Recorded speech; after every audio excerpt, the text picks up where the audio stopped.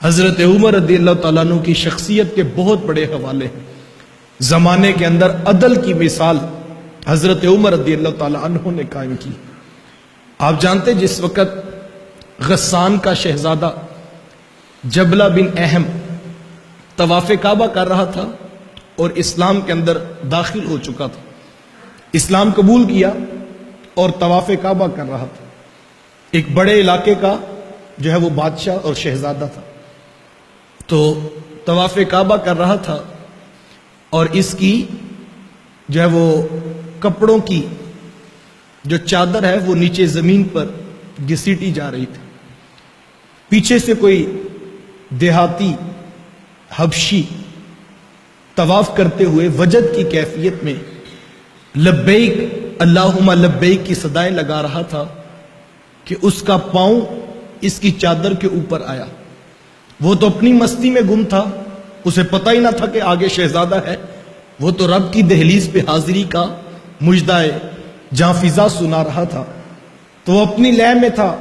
اس کے کپڑوں پر جب پاؤں آیا تو اس نے پلٹ کر دیکھا اور ایک حبشی سیاہ فام اور جو ہے وہ دیہاتی شخص تو ایک زوردار تھپڑ اس کے منہ پر مارا اور کہنے لگا کہ تیری یہ جرت کہ ایک شہزادے کے کپڑوں کے اوپر تو پاؤں رکھتا ہے۔ جب اس کو تھپڑ پڑا تو اس نے مقدمہ حضرت عمر رضی اللہ تعالیٰ عنہ کی عدالت میں کھڑا کر دی کہ عمر تیرے دور ہمایوں میں تیری حکومت کے اندر اللہ کے گھر کعبہ کے پاس ایک غریب کی غربت کی وجہ سے اسے تھپڑ مارا گیا۔ اب حضرت عمر نے دونوں کو اسی وقت کٹہرے میں کھڑا کر لی، اسے بتایا کہ صاحب اس کو راضی کرو ورنہ اور کوئی بات نہیں، جتنے زور کا تھپڑ تم نے مارا اتنے زور کا یہ بھی مارے گا۔ اس نے کہا عمر تمہیں نہیں پتا میں کون ہوں؟ میں غسان کا بادشاہ ہوں، میں وہاں کا شہزادہ ہوں اور یہ ایک عام سا غلام اور حبشی نیاد شخص ہے، اور میں اس سے معافی مانگوں اور اس کو راضی کروں؟ میں تو ایسا نہیں کرتا۔ کہا دو ہی باتیں، یا اس کو راضی کرو یا پھر یہ بھی اتنے زور کا تھپڑ مارے گا۔ حضرت عمر اس سے نیچے والی کسی بات پر آنے کو تیار نہیں۔ جب اس نے دیکھا کہ عمر مان نہیں دے تو اس نے کہا کہ عمر مجھے ایک دن کی مہلت دے دو۔ حضرت عمر رضی اللہ تعالیٰ عنہ نے اسے مہلت دے دی۔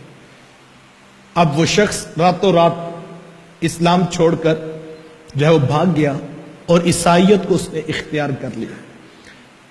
تو حضرت عمر رضی اللہ تعالیٰ عنہ اپنے عمل سے یہ بتا رہے تھے کہ یہ تو قبول کیا جا سکتا ہے کہ شہزادہ اسلام چھوڑ کے واپس چلا جائے، لیکن اسلام کا دیا ہوا مساوات کا درس نہیں چھوڑا جا سکتا۔ جس صف کے اندر قریشی سردار بیٹھ سکتا ہے اسی صف کے اندر حبشی غلام بھی بیٹھ سکتا ہے۔